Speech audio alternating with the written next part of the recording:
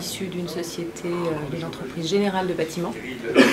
On a développé donc la chape, tout le métier du sol en fait en général.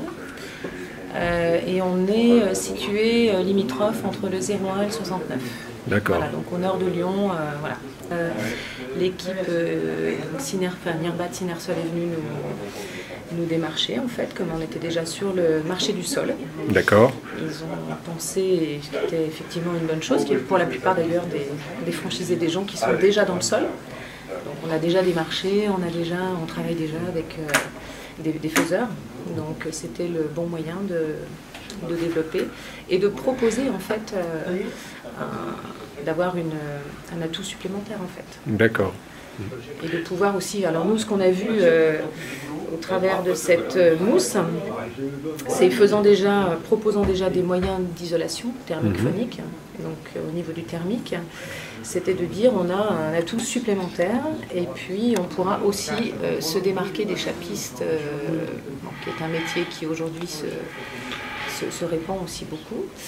Donc ça nous permettait aussi de récupérer des marchés de chape. D'accord. Voilà. Oui. Ça a été quand même une des premières choses qui nous ont motivés aussi. Voilà. L'important c'est d'avoir, il y a pas mal de, on a régulièrement des questions techniques, on développe, donc on se dit tiens, et dans tel domaine, et sur tel support, et dans telle condition, et s'il fait froid, et s'il fait chaud, et la machine, et voilà. Donc effectivement, on a très souvent besoin, alors surtout au début, moins après, parce qu'on s'habitue, les gars s'habituent aussi, les techniciens, les commerciaux aussi, donc tout le monde se groupe aussi pour s'habituer à tout ça, mais au début, oui, on a vraiment besoin d'une présence, on a beaucoup de questions, on a beaucoup d'inquiétudes, même, je dirais. Et tout ça, c'est effectivement, justement, très très important de faire partie d'un réseau parce qu'on est unis, quoi. Moi, j'ai aussi beaucoup appelé des confrères et collègues voisins sur les départements voisins, ce qui se trouve que c'est des gens que je connais et on s'est souvent appelé pour aussi se donner un coup de main et puis aussi s'aider encore aujourd'hui quand on a trop de boulot. On s'entraide entre gens du réseau, ça c'est vachement important. Et puis aussi, si il y en a un qui a des fois un petit peu moins, bah tiens, si tu as du boulot, je viens de donner un coup de main, on part en déplacement, on envoie nos gars et ça se passe bien. Et ça c'est important parce que justement on travaille avec les mêmes machines, les mêmes produits, les mêmes normes, on a eu les mêmes explications, on a les mêmes interlocuteurs. Ça veut dire que les uns et les autres appellent Cédric pour des problèmes techniques, tout le monde a les mêmes contacts. D'accord. Donc ça c'est super important. Oui.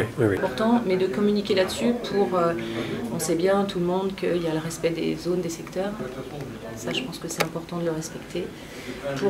Aussi pour la bonne conduite des choses et pour la bonne vie du réseau. Bien Parce que sûr. là ça implique que tout le monde doit jouer le jeu.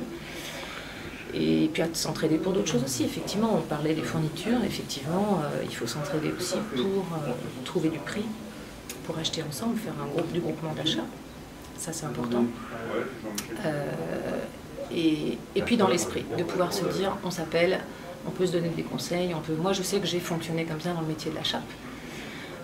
Et le fait de pouvoir retrouver cet esprit dans le métier de la mousse, du coup, c'est un fil conducteur. Et c'est important d'avoir des gens